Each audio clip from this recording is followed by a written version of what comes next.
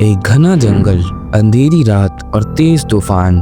बिजली की गरज ऐसी जैसे आसमान भी गुस्से में हो। इस अंधेरे के बीच एक छोटी सी झोपड़ी और उसमें रहता था एक बूढ़ा साधु रामदास, सालों से अकेला तप में लीन।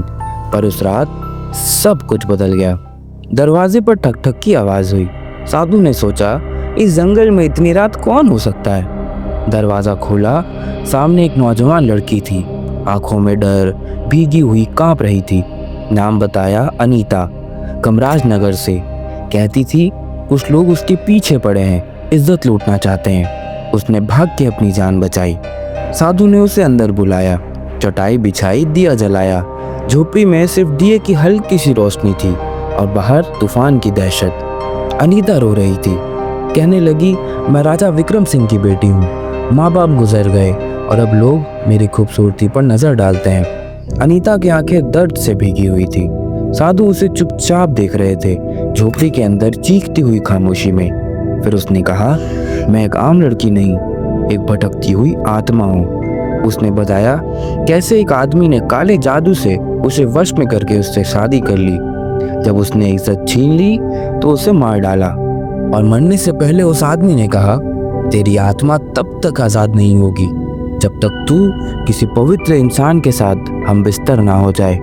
साधु रामदास का चेहरा सफेद पड़ गया। उसके अंदर की तपस्या, समर्पण, इंसानी वासना, सब कुछ एक दूसरे से लड़ रहे थे।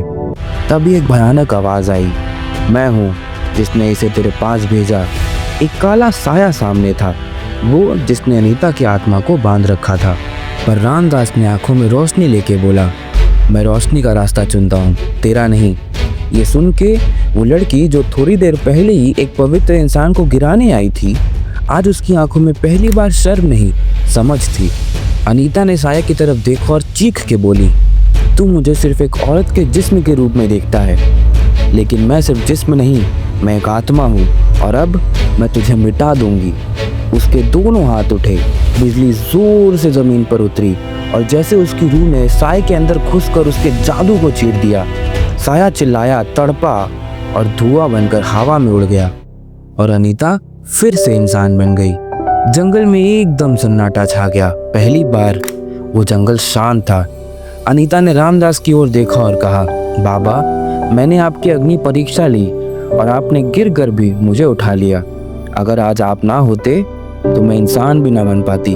रामदास ने बस हल्का सा मुस्कुराया, कुछ नहीं बोला, क्योंकि कभी कभी सबसे गहरा जवाब खामोशी होती है। अनीता चली गई, आजाद और इंसान बनकर, और रामदास वो फिर से अपनी तपस्या में लीन हो गया। मगर इस बार उसकी रूह और भी ज्यादा शांत थी।